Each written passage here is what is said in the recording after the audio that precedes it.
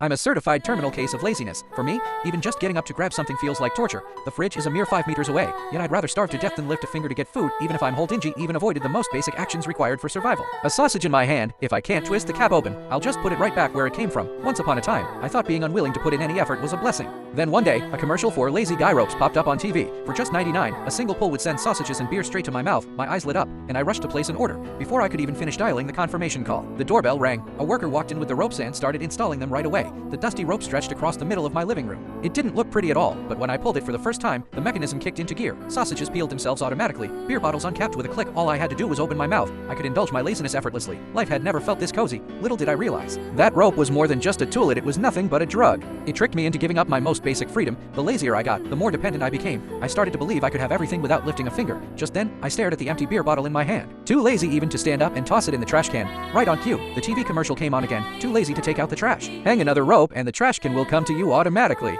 I placed another order. The workers returned to install the new rope, tangling it up with the old one, turning the living room into a messy jumble of cords, but I didn't care anymore. All I could think about was never having to get up to throw away trash ever again. Then came the $399 full service package the advertisers were pushing. It was pricey, but I paid without a second thought. More and more ropes filled my home, and I grew lazier by the day. One pull, and a fan would swing down right above me. My back sore from sitting too long. A pillow would pop up behind me instantly. Hungry? Sausages were on their way. After eating my fill, I pulled a rope to activate the automatic toothbrushing function. Then a nightcap plopped onto my head. The bed spread itself, and the covers tucked me in snugly. I gave a tug to turn off the TV. Instead of shutting down, the screen flipped straight to the commercial channel. Panicked, I pulled the rope a few more times, but it jammed. I made up my mind to stand up and turn off the TV manually, but the second I took one step forward, the ropes tightened abruptly, yanking me back into my chair. That's when it hit me. I was trapped. The commercial on the screen shifted, and the price skyrocketed to $9.99. The phone landed heavily on my lap. The ropes seemed to come alive, wrapping around my fingers and forcing me to reach for the phone. Every time I resisted, the price jumped another digit. It didn't stop until I drained every last penny from my savings. Then the salesman on the screen cracked a sinister grin, leaned back on his mountain of cash, and pulled the rope beside him. The ropes on my body suddenly cinched tight. More and more cords coiled around me, binding me from head to toe. I stared at the tangled mass of ropes filling the room, chilled to the bone.